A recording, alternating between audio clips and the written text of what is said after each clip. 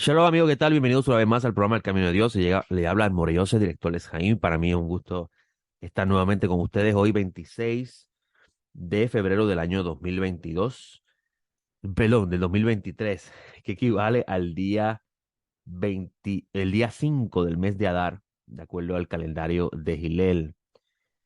Como ustedes saben, nuestro ministerio se enfoca en enseñar en las raíces judías, en las raíces hebreas de lo que en un tiempo era parte, la fe que en un tiempo era conocido como parte del judaísmo del Segundo Templo y que eventualmente ocurrió una división o un alejamiento de este mundo cultural, de pertenecer a esta forma de pensamiento y se desarrolló una idea diferente.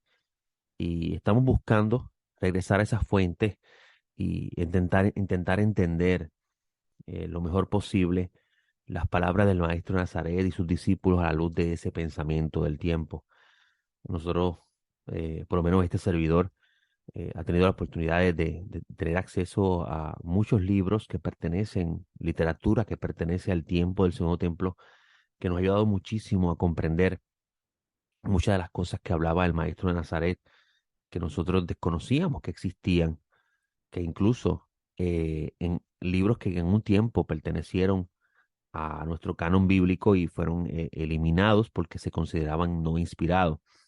En el día de ayer, por ejemplo, tuvimos la oportunidad de leer el primer capítulo del libro conocido como Ben Sirá. Si usted tiene una Biblia católica, se conoce como eclesiástico.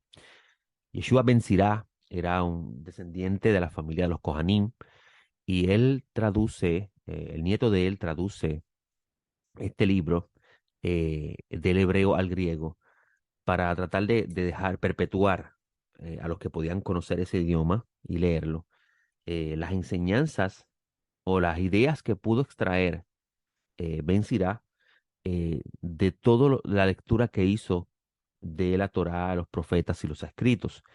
Esto nos enseña que ya para ese tiempo estaban haciendo lo que usted conoce como la interpretación.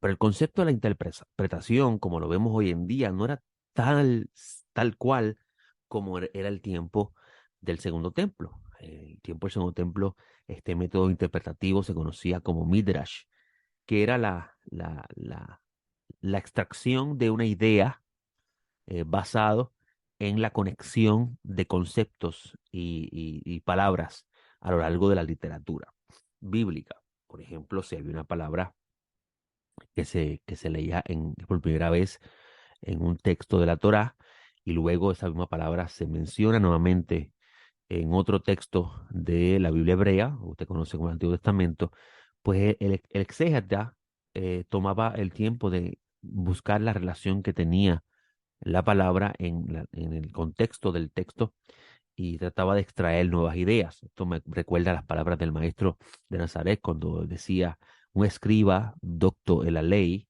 extrae de ella cosas viejas y cosas nuevas.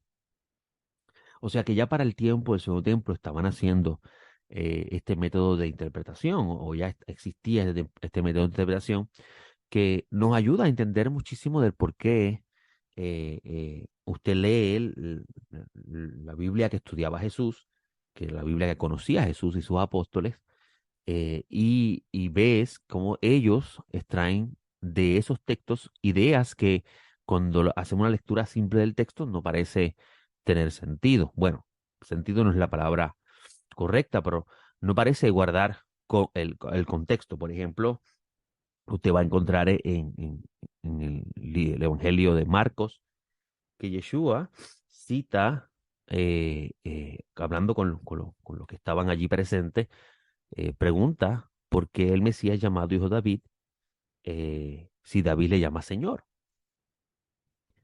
Cuando usted lee eso por primera vez y no conoce lo que estamos hablando, usted va a encontrar total sentido. David es el que está diciendo en el Salmo, dijo el Señor a mi Señor. Y cuando usted lee el texto en hebreo, se sorprendería que el primer Señor de ese texto es el Creador, tiene el nombre del Creador, Yud-Hei Vav-Hei, Jehová. Y el segundo es Adoní, o sea, dijo el Eterno o dijo Jehová a Adoní, a mi Señor. O sea que no estamos hablando aquí de dos dioses. O sea, Jehová le dijo a Jehová, sino Jehová le dijo a mi Señor. Cuando usted lee ese texto, usted pues ya viene con un trasfondo religioso que lo han educado, de ese trasfondo religioso, y lee el texto y ya tiene de por sí una interpretación del texto basado en lo que le enseñaron. Pero si usted va al contexto del texto y el tiempo donde se está desarrollando el texto, usted va a encontrar que el salmista está diciendo que Dios le dijo a David que se sentara a su diestra hasta que sus enemigos sean puestos por estrado de sus pies. Y eso es una interpretación correcta, esa es la interpretación simple, la lectura simple, incluso no es la interpretación, es la lectura simple del texto, la lectura literal del texto. Y usted va a encontrar que es bien cierto que a eso se refiere el texto cuando Pedro en su discurso, su primer discurso después del día de Pentecostés, el día de Shavuot, el día el día número 50 de la fiesta de las semanas, que se encuentra en el orden bíblico establecido en Levíticos 23, usted va a encontrar que Simón Kefa, en ese primer discurso, le está diciendo a los que están allí presentes que David, a Dios le había dicho a David, que se sentara a su diestra hasta que pusiera a sus enemigos por estrado de sus pies, pero que Pedro sabía que David no pudo haber vivido eso porque todavía David está, su tumba está en medio nuestro. O sea, el Simón Kefa está reconociendo la lectura simple del texto. Pero cuando vamos a las palabras del maestro Nazaret en Marcos 12, usted va a encontrar que Yeshua hace una interpretación o da una interpretación diferente del texto. Entonces uno dice, la Biblia es todo literal o hay más en la Biblia? Cuando leemos la Biblia que Jesús leyó, que Jesús enseñó, que los apóstoles conocían, ¿es simplemente una lectura simple, valga la redundancia, o hay más en ella? Hay más que extraer de ella. ¿Qué tiene ella que nosotros solamente nos quedamos con la lectura simple? Más cuando encontramos textos que los apóstoles utilizan, que su sentido simple no hace, no guarda, no hay correlación con lo que se está hablando en el discurso. Yeshua hace eso mismo. Yeshua dice, ¿cómo David le llama a su Señor si es su hijo? Yeshua está haciendo una interpretación de lo que se conoce midrashica del texto. Está dándole otro giro al texto, algo muy común en el tiempo del Segundo Templo, y recuerden que el maestro Nazaret pertenecía a ese tiempo. Así que es bien importante conocer todas estas cosas a la hora de estudiar las escrituras, porque entonces vas a ver, vas a entender cosas que no entendías, no podías ver antes. Uno de las, eh, para seguir ¿verdad? Lo que estamos hablando, ayer tuvimos la oportunidad de estudiar la porción de la Torá titulada Terumá. Terumá comienza en el capítulo 25 del libro de Éxodo y termina en el 27-19. La lectura que hacemos de los profetas se encuentra en Primera de Reyes, capítulo 5, versículo 26. Si usted tiene una Biblia cristiana, comienza en el capítulo 6 y termina en el 6:13. Esto porque en la Biblia cristiana el capítulo 5 termina en el versículo 18. Y tenemos la lectura de Marcos, capítulo 12, 35, 44. En esta porción Terumá se llama Terumá porque el Eterno le dice a Moisés que le diga a los hijos de Israel que tomen una ofrenda, y la palabra ofrenda allí es la palabra terumá, que se refiere a una contribución. Una contribución, incluso el sentido de la palabra es como una elevación de lo que tienes en tu mano para presentarle a Dios. El propósito de esta contribución es que se pudiese construir una estructura donde la presencia de Dios que fue manifestada en el monte Sinaí pudiese estar presente en medio de los israelitas. Pero el texto es bien interesante en su lectura simple, porque cuando leemos la lectura simple está hablando de esa estructura. Una estructura donde se van a utilizar, o se va a utilizar oro, plata, bronce, tela azul, púrpura, escarlata, lino fino, pelo de cabra, pieles de carnero teñidas de rojo, pieles de marsopa, madera de acacia. O sea, se van a utilizar los elementos de la creación para llegar a este texto que dice, y hagan, el versículo 8, hagan un santuario, mikdash en hebreo. Y esta es bien interesante la palabra mikdash. ¿Por qué? Porque mikdash viene del verbo kadash, donde usted escucha la palabra kadosh, que usted traduce como santo. Mikdash viene de ese verbo, del verbo kadash, que significa algo que es separado, algo que es separado y consagrado para utilizar con ese fin de consagración, por el cual se consagra. Eh, Incluso cuando usted entiende ese concepto de kadosh, eh, eh, usted puede entender mejor lo que significa la palabra santo. Ayer estaba hablando, por ejemplo, de la palabra Espíritu Santo, donde muchas personas entienden que es algo ajeno al Padre. Pero sin embargo es la esencia finita o eh, la, esto que podemos percibir de Dios que el humano puede en su capacidad como humano sentir. Se llama Ruach HaKodesh, Espíritu Santo, porque se refiere a el Espíritu de Dios. Incluso puedes entender eso mejor cuando lees Mateo, Marcos, Lucas y Juan. Pues vas a ver que el Mesías, Yeshua, cuando desciende a las aguas en la inmersión de Juan el Bautista y asciende, Mateo dice que el Espíritu de Dios desciende sobre él. Marcos dice que el Espíritu desciende sobre él. Lucas dice que el Espíritu Santo descendió sobre él. Y Juan dice que el Espíritu desciende sobre él y permanece sobre él. O sea que lo que usted conoce como el Espíritu Santo es el Espíritu de Dios, es Ruach Elohim.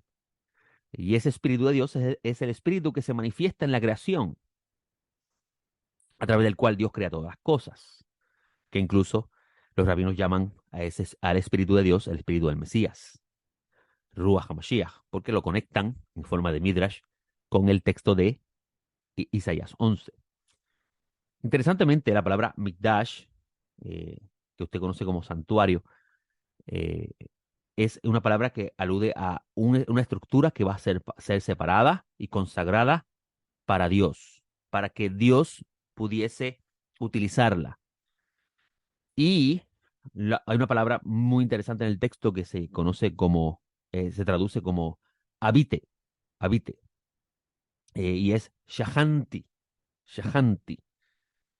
Eh, Esta palabra habite, shahanti, comparte el verbo que se utiliza para la palabra Shejinah, que es una palabra que significa la presencia de Dios. Shejinah.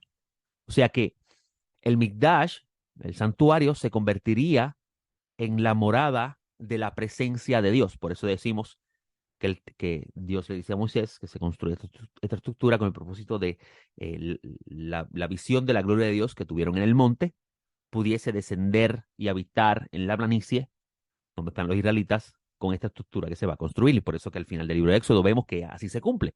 La gloria de Dios llena la casa. La gloria de Dios es una forma de referirse a la presencia de Dios. Llena la casa y los israelitas perciben la presencia de Dios en medio de ellos.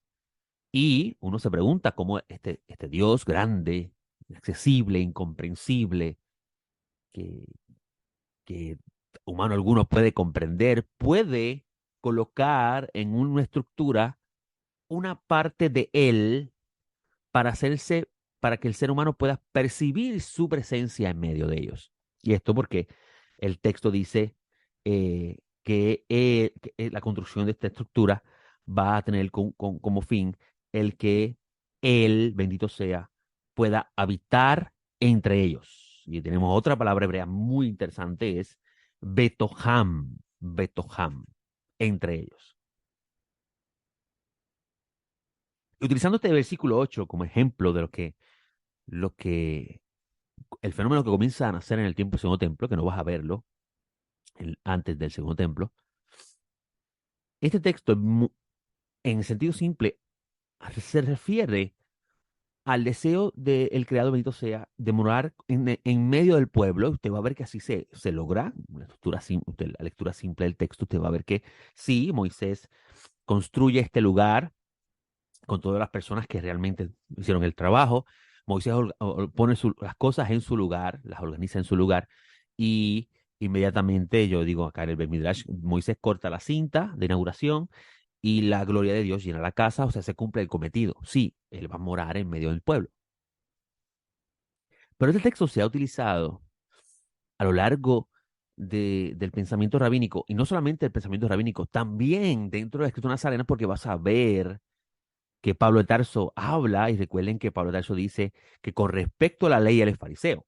O sea, que la forma de él interpretar y comprender la ley judía, él es fariseo. Esto es bien interesante porque entonces conocer el pensamiento fariseo que está mencionado en el pensamiento rabínico, nos va a ayudar mucho a entender la forma exegética de Pablo de Tarso. Pablo de Tarso no utilizaba la hermenéutica griega, Pablo utilizaba el método exegético judío porque era judío. Cuando vamos a este texto del santuario, en su sentido simple, vamos, como les dije, se refiere a la estructura que se va a construir. Pero cuando buscamos otros textos que hacen relación a esta idea o tienen relación con esta idea, vamos a encontrar que Dios hace cosas, dice cosas que nos va a llamar la atención con respecto a esta palabra, como por ejemplo, si el Espíritu de Dios, y es donde entra la clave de comprender todo esto, si el Espíritu de Dios, Rúa Elohim, que aparece en Génesis 1, es lo mismo que Ruach HaKodesh, el Espíritu Santo, como nos enseñan los apóstoles del Mesías, algo que debemos corregir porque hemos, hemos de cierta forma desligado, hemos dado una personalidad independiente al Espíritu Santo, cosa que en el pensamiento judío no existe. El Espíritu de Dios es esa parte reducida de Dios que el humano puede percibir dentro de la creación cuando se manifiesta, porque Dios es mucho más grande que su Espíritu. ¿Ok? Cuando usted va por ejemplo, al profeta Ezequiel, usted va a encontrar que Dios dice que cuando él recoja a los dispersos de Israel, Él los va a limpiar. ¿Ok? Significa con esta limpieza que Él los va a santificar, que los va a separar para Él, le va a remover su inmundicia, porque la impureza, la tumá, no puede mezclarse con la kedushá, con lo que está separado y consagrado para Dios. Porque la tumá, la impureza, eh, trae consigo una desconexión de la realidad divina. Y estos son conceptos bien profundos que, pues, obviamente será muy difícil explicar en el tiempo que tengo. Tajor y Tamei son dos conceptos muy importantes en la literatura bíblica que debemos comprender para después poder entender por qué fuimos limpiados con la sangre del Cordero y qué esto significa. Cuando se habla de este concepto de la morada de Dios, te va a encontrar en el profeta Ezequiel que Dios dice, yo los voy a recoger, yo los voy a limpiar y pondré mi espíritu dentro de ellos para que guarden mis caminos, sean fieles a mis leyes y los pongan por obra. Ahí es donde se comienza en ese texto, entre otros que podemos encontrar, Dios comienza a afirmar muy efusivamente la idea de Él morar dentro de cada uno de los hijos del pacto. Los hijos del pacto se refiere a al pueblo que hizo la voz de promesa asumió la responsabilidad de ser ministro y representante de Dios en el mundo. Este día es bien interesante porque entonces podemos ver cómo ya dentro de los profetas el Eterno está haciendo alusión al deseo de morar en medio de su pueblo, pero no solamente morar en medio de su pueblo, sino en esa estructura que llamamos tabernáculo, que luego se va a llamar templo, sino también en el deseo de él morar dentro del ser humano. ¿Puede el Espíritu de Dios morar en el ser humano? La Escritura nos muestra que sí. Moisés es uno de los que lo experimenta, incluso le da del espíritu profético a los que están alrededor de él en uno de los relatos del texto del libro de Números. Pero como dicen los rabinos, ese fluir del espíritu profético que es por medio del único espíritu, lea a Corintios, que Pablo de Tarso dice, el único espíritu, y hace diferentes manifestaciones, pero es uno solo. Es interesante esto porque vas a ver los 7 espíritus de Dios en la Escritura. Isaías 11, incluso el Cordero en Revelaciones tiene los 7 espíritus de Dios, haciendo alusión a Isaías 11, pero es un solo espíritu. Entonces, ¿por qué se llama los 7 espíritus? Y es porque en ese sentido eh, hace diversas funciones, pero su procedencia es una sola. Y usted va a encontrar que en los profetas se habla de cómo Dios va a poner su espíritu en el ser humano, específicamente en el pueblo de Israel, y luego vamos a ver, tener el testimonio de esto en los escritos nazarenos, donde vemos al primer gentil llamado Cornelio recibir el Espíritu de Dios. Y con esto con ello una transformación. Ahora es interesante lo que sucede cuando estos hombres, a partir de Pentecostés, comienzan a recibir el Espíritu de Dios, comienzan a hablar las maravillas de Dios. Muchas personas se enfocan en el idioma que están hablando. Y no es, el idioma no es lo que la escritura quiere darlas a conocer con respecto a la recepción del Espíritu, sino lo que trae en la persona que recibe el Espíritu. Hay una transformación en esa persona. Y esto porque el Espíritu está vinculado también a la lámpara, la menorá, los 7 brazos, 7 espíritus. Y se enseña en la literatura rabínica que la lámpara representa la puesta en práctica de los preceptos de Dios para que el mundo sea alumbrado a través de aquel que está poniendo en práctica los preceptos. Y esto nos recuerda el maestro Nazaret que dice, ustedes son la luz del mundo. Y Jesús no se lo estaba diciendo a los gentiles en ese momento, porque allí estaba presente el pueblo de Israel escuchando su discurso. O sea, Yeshua está validando lo que Dios dijo en el Sinaí. Ustedes van a ser un pueblo santo, ustedes van a ser un reino de sacerdotes. Y Yeshua, recordando esas palabras del Sinaí, le dice a ellos, ustedes son la luz del mundo. Ustedes tienen que hacer que su luz alumbre el mundo. ¿Cómo se alumbra su luz? El libro de Proverbios dice que el mandamiento es lámpara y el precepto es luz. Lumbrera en el camino. Así que hay una conexión en esa idea. Entonces, cuando Dios habla por los profetas a través de los profetas y anuncia de que Él quiere poner su espíritu dentro de cada uno de los hijos del pacto, está diciendo con eso que en la persona va a haber una transformación de lo que solía hacer, que a Dios no le agradaba, a hacer lo que Dios desea que haga. Y es que Él guarde el camino de la Kedushá, el camino de la santidad. Por eso vas a ver Pablo de Tarso hablando en Corintios que no es posible que una persona que tenga el Espíritu de Dios practique la fornicación, porque está profanando el santuario de Dios, donde Dios puso su Espíritu.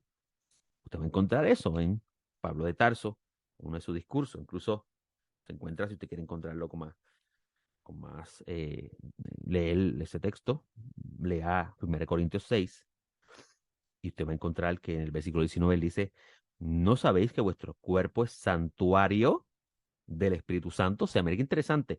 ¿De dónde Pablo Tarso saca esta idea de el cuerpo ser un santuario?